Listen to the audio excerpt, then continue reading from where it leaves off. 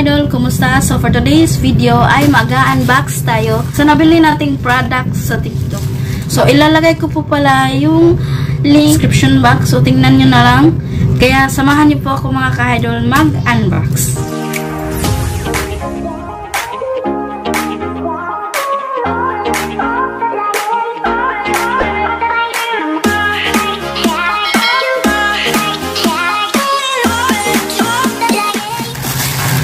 Sana maganda po ito mga ka-idol, no?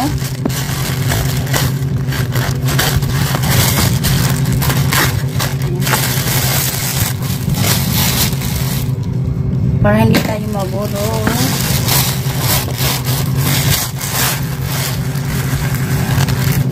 So nabili ko po pala ito mga ka-idol sa TikTok. Ayan. So, meron pa silang bag. So, ang ganda talaga, guys.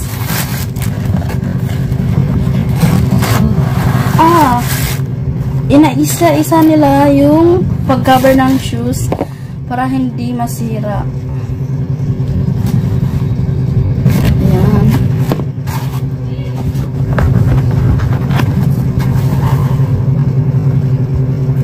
Hala, napakaganda guys. Mura lang po ito mga ka-idol, 100 plus. At ang ganda, tingnan nyo. Ang ganda niya. Leather po siya. Ayan. Charot. Wala. So. Ayan. Ay, ang ganda talaga. Tingnan niyo. Ayan. Susuot ko, guys. So, ngayon mga ka-idol, sukat natin yung nabili natin na shoes. Ayan. So, try natin. So, itong size na nabili ko mga ka-idol is 39 po siya. So, true to size po kayo if ever gusto nyong umorder. Hala, napakaganda guys. Ayan. Bagay mga mima. Tingnan nyo.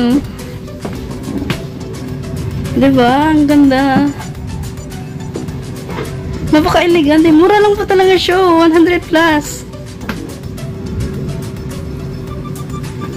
Ay, looks. Tibay.